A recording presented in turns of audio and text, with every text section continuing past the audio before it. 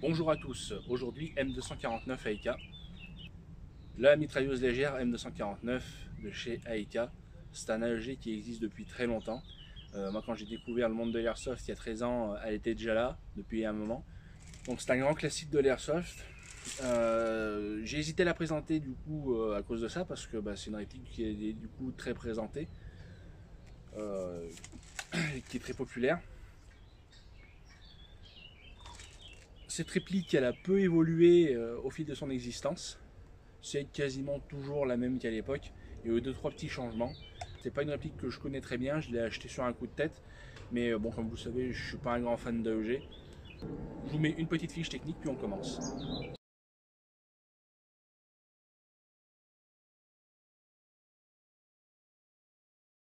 Voilà, donc comme je le disais, la M249 AIK AEG,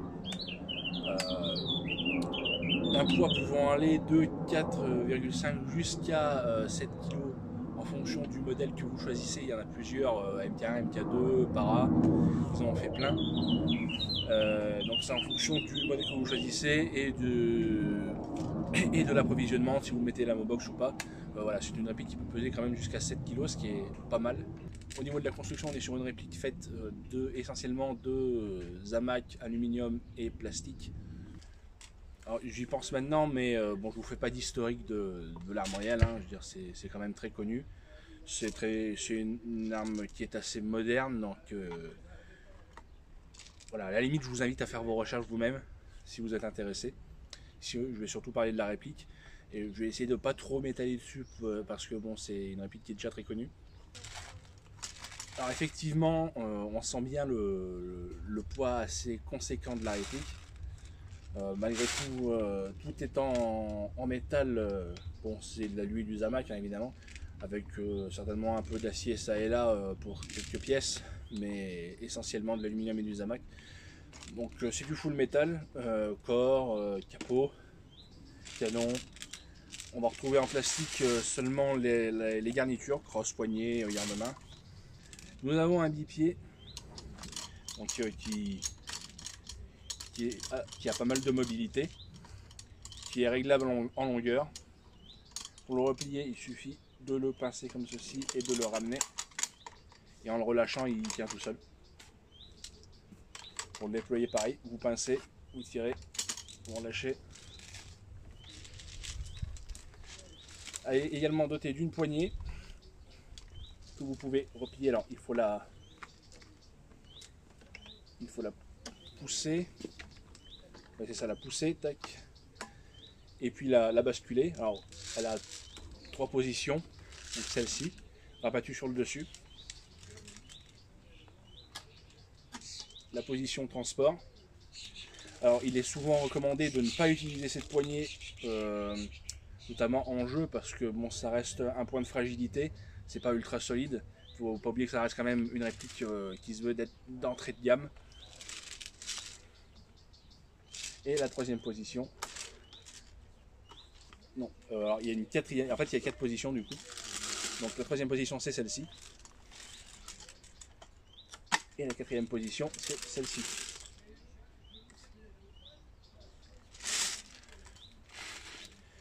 On peut ouvrir le capot. Il y a ces 2 boutons ici.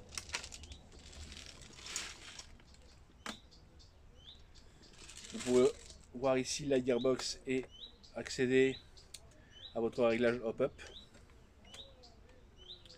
A noter que pour refermer le capot, là il va y avoir un point de résistance, vous allez sentir ça va gêner. Et c'est en fait dû au lever d'armement qu'il faut tirer un peu.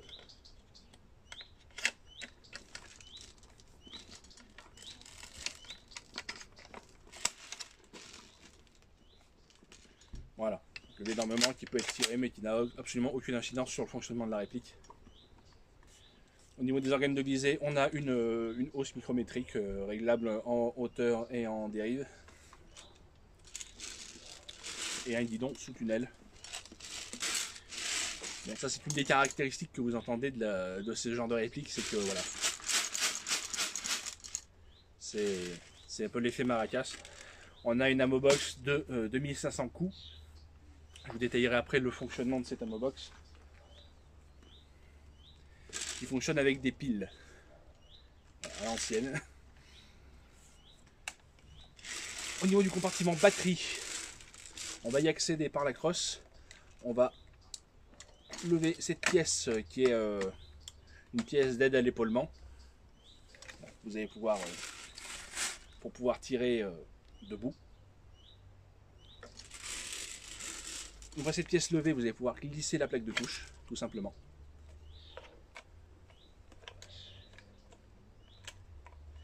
Et là, vous avez accès à votre câblage avec une prise mini Tamiya. Différence notable par rapport aux anciennes versions, celle-ci est dotée d'un câblage argent. Enfin, je dis ça, mais en vrai, je sais même pas si c'est d'origine. Parce que je l'ai acheté d'occasion. Mais c'est pas impossible que ce soit d'origine. Hein. Cela dit, parce que bon, de nos jours, tout le monde commence à passer sur ce genre de câblage basse résistance. Ici, vous avez un point d'accroche certainement pour un trépied, j'imagine. Il vous est possible d'agrémenter cette réplique avec une fausse bande de munitions. Alors ça se présente comme ceci. Donc ce sont de fausses cartouches en métal. Fausse cartouche 5,56 autant. Et vous allez pouvoir donc ouvrir votre capot.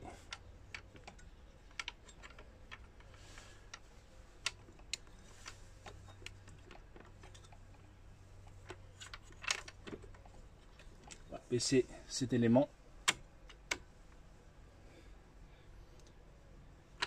et placer vos fausses munitions.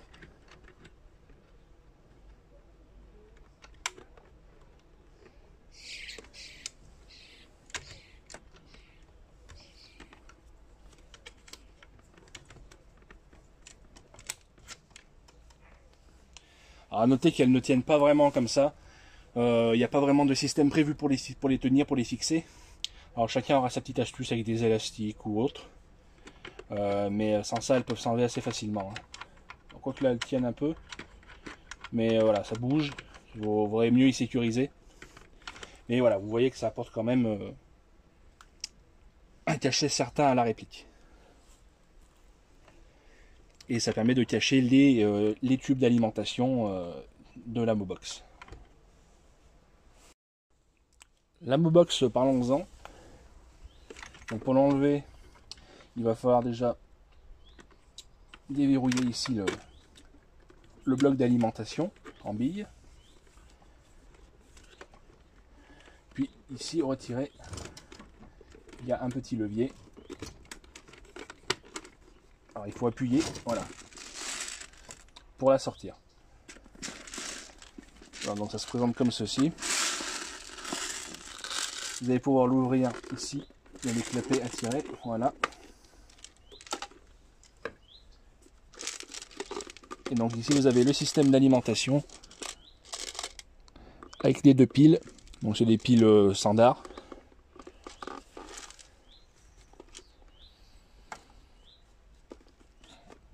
Et puis vous mettez vos billes ici dans le conduit. Vous pouvez en mettre jusqu'à 2500. Alors ça, la petite mousse, je pense pas que ce soit d'origine. Je pense que ça a été rajouté par l'ancien propriétaire pour essayer d'atténuer un peu l'effet maracas. Il y a beaucoup de gens qui modifient cette Amobox parce que bon, elle n'est pas exceptionnelle d'origine. Il y en a même qui modifient le système d'alimentation. Vous avez, pour qu'il fonctionne avec une batterie, voilà, il y a plein de choses à faire. Vous avez ici un bouton qui va vous permettre d'avoir deux modes d'alimentation, soit actif, soit automatique. Actif, ça veut dire que voilà, le moteur d'alimentation il tourne tout le temps et c'est à vous de l'arrêter manuellement. Et automatique, il alimente automatiquement. À noter que le mode d'alimentation automatique, avec le système d'origine, il peut avoir du mal à fonctionner si vous montez une config à très haute cadence de tir.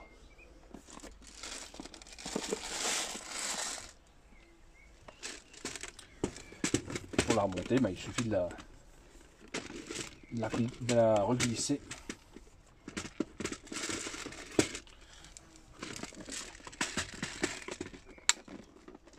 Voilà, c'est tout bête. Même si elle a un très léger jeu, elle ne bouge pas.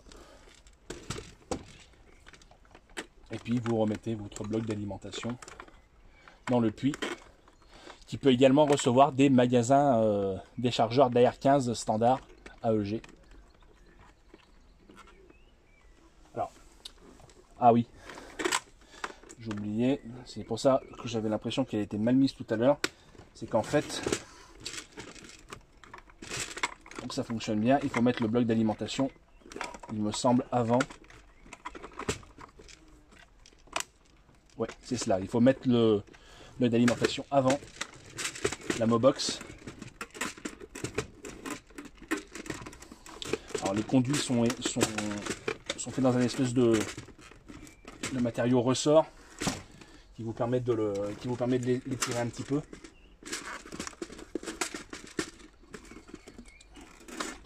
C'est un peu pénible à remettre du coup.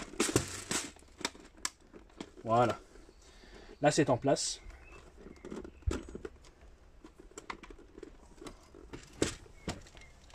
Et c'est prêt à être utilisé. Avant de passer à une petite démonstration de tir et au test de tir que j'ai tourné pour le coup il y a bien 3-4 ans. Oui, j'ai eu une flemme colossale de faire cette vidéo à la base. Je vais vous montrer le changement de ressort. Parce que cette réplique est équipée d'un changement de ressort rapide qui va vous permettre de moduler la puissance. Parce que d'origine, la puissance que j'ai mesurée avec le ressort d'origine qui est dedans, c'est 376 fps de moyenne. Ce qui est un peu élevé. Pour le changement de ressort, ça se fait très rapidement et très facilement. Alors ici, j'ai des ressorts de plus faible puissance. Je vais en monter un. Alors, la première chose à faire, c'est dévisser cette espèce d'écrou là, de retirer la goupille qui est associée.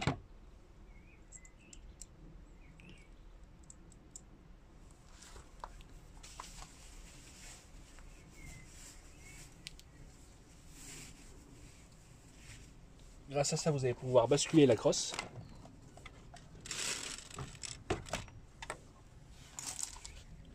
Et ici, vous avez le guide ressort. Vous allez avoir besoin d'une clé Allen.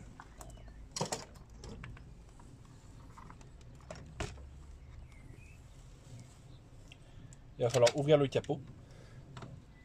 Ici, vous avez un petit ergot que vous allez pouvoir manipuler avec le doigt. Donc, pour ce faire, vous glissez votre clé Allen à l'arrière du guide ressort. Vous poussez un peu.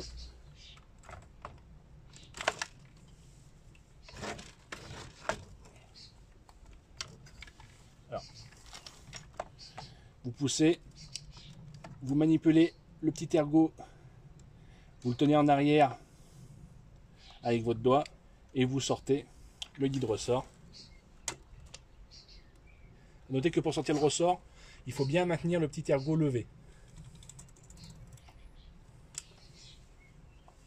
Voilà, donc là on a le ressort d'origine qui est plutôt dur.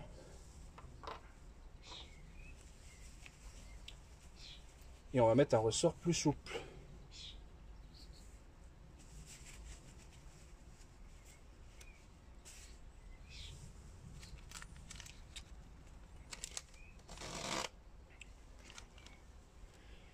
Alors je ne me rappelle jamais dans quel sens ça va, il me semble que les spires les plus rapprochés vont vers l'avant.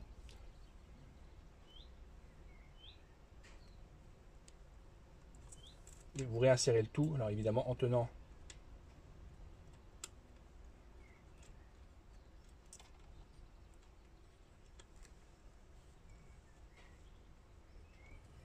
votre petit ergot levé.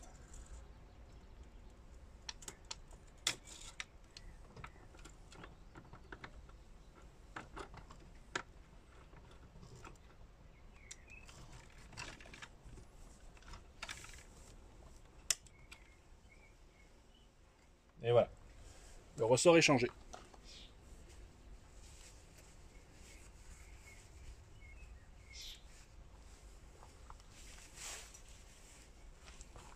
Vous n'avez plus qu'à refermer. Déjà le capot. On n'oublie pas le levier d'armement. Hop, voilà. La crosse.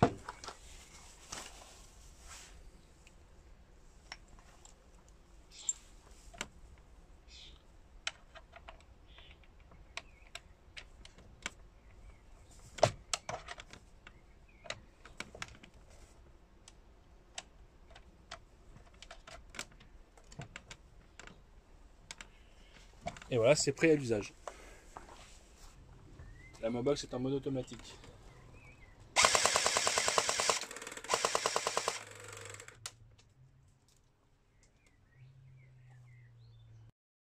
Ok, nous nous trouvons à 33 mètres, et c'est avec de la 0,30. Vas-y.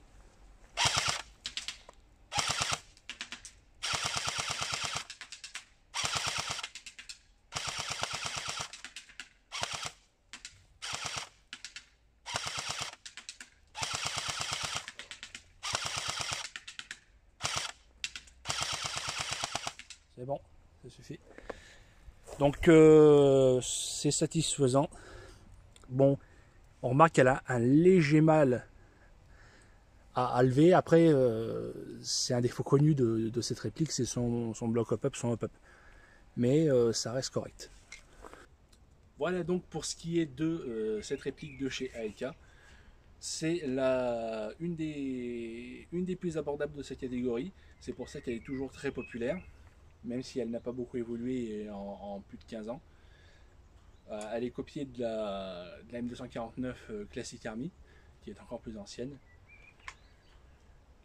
Dans ses défauts, ce qui sont le plus souvent cités, on peut noter la faiblesse, les quelques faiblesses donc, de son ammo-box, même si elle fonctionne quand même relativement bien. Et également son bloc up-up, qui est en fait réputé pour ne pas être très étanche et pas très bon. Bon, j'ai quand même une portée honorable avec, qui est dans la moyenne des AEG standard. Cela dit, il est quand même souvent recommandé de changer l'intégralité du bloc canon interne, incluant la chambre pop. Bon, ça après voilà, c'est vous qui voyez à votre convenance si vous recherchez de la performance ou pas. Cette réplique, elle a un bon rapport qualité-prix pour moi. Le changement de ressort rapide est quand même un gros avantage. Elle plaira à la plupart des gunners, hein. De toute façon, je pense que si elle est restée aussi populaire aussi longtemps, c'est qu'il y a une raison. Cela dit, moi, bon, je n'aime pas les AEG, enfin je n'aime plus les AEG. Donc cette réplique, même si elle est très sympathique, bon, j'ai pas plus d'affection que ça pour elle. Voilà, je l'avais acheté parce que je voulais une réplique de mitrailleuse et que voilà, il y avait une réplique de mitrailleuse pas chère d'occasion et je l'ai pris. J'ai acheté ça un peu sur un coup de tête, mais aujourd'hui avec la M249 GBBR sortie chez DFC en collaboration avec Humarex, ça me semble qu'avec Humarex, si non, c'est pas avec Humarex, c'est avec Cybergun, je sais plus. Oui, si, parce que c'est Cybergun qui avait fait Nerstal comme licence. Enfin bon, bref, on s'en fout. Voilà, mais l'important c'est que comme ils ont cette réplique de M249 GBBR, bah, celle-là me paraît bien fade maintenant. Mais voilà, pour quelqu'un qui apprécie les AEG, ça reste une réplique tout à fait correcte. Et encore une fois, plus abordable que le même modèle chez GP ou chez Classic Army. Car la Classic Army ne sera pas fournie avec une ammo-box, elle sera fournie sans ammo-box, il faudra l'acheter à part. Donc là, tout est inclus, batterie, chargeur, ammo-box, tout ce que vous voulez. Bon, même si c'est voilà, batterie, chargeur cheap, hein, on connaît les bails chez les fabricants d'entrée de gamme comme AEK. Enfin voilà, pour cette réplique que j'ai voulu présenter assez rapidement, j'ai pas voulu trop m'étaler dessus. Comme je vous le disais en début de vidéo, c'est une réplique qui est très connue, qui a déjà été beaucoup présentée. En tout cas, si la vidéo elle vous a plu, je vous invite à vous abonner, à bientôt lâcher un petit commentaire. Si vous avez des questions, n'hésitez pas, j'essaierai de faire au mieux pour y répondre. Et en attendant ce moment-là, je vous dis à la prochaine. Salut!